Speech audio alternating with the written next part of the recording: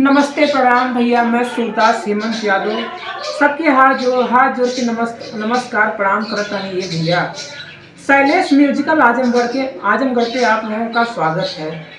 क्योंकि मैं आँख से देख नहीं सकता भैया, तो आप लोग मेरे गाने को ढेर सारा आशीर्वाद प्यार दीजिए। तो वीडियो शुरू करते हैं।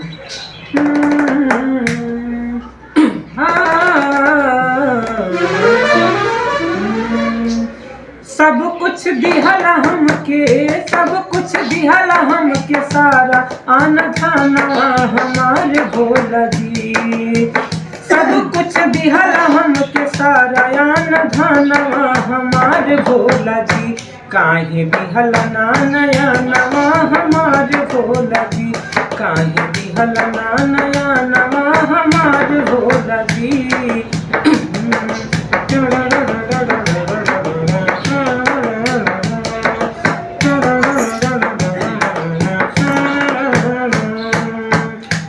नहीं देखली माई बाप के सुरतिया, ये सोची बाबा फाटे हमरो छतिया।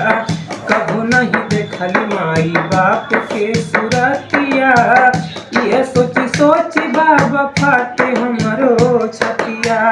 कवन कलम से लिखला हमरो नसीबा हमारे भोला जी।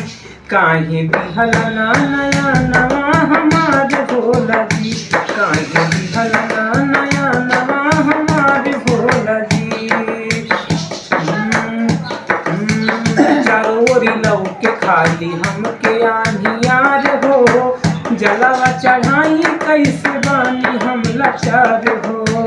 चारों ओरी लौके खाली हमके आनियार हो। जलावा चढ़ाई कैसे बानी हम लाचार हो। सरधा सजल बदिल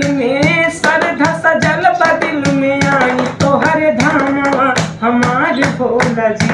काहे दिहला ना नया नवा हमारे भोला जी। काहे दिहला ना नया नवा हमारे भोला जी।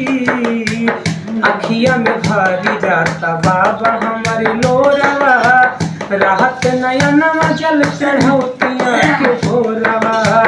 अखिया में भरी जाता बाबा हमारे लोरवा, राहत नया नवा जल चढ़ौतिया के भोरवा। हेमंत शैलेश पे रखी है अपना धियानवा हमारे भोला जी। काहे दिहला ना नया नवा हमारे भोला जी।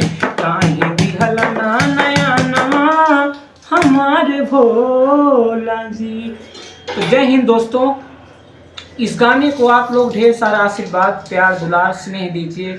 ये गाना हमारा शैलेश म्यूजिकल आजमगढ़ चैनल पे रिलीज होगा। तो जितने लोग नए हैं तो चैनल को सब्सक्राइब करिए, लाइक करिए और कमेंट बॉक्स में बताइए कि मेरा गाना ये कैसा लगा।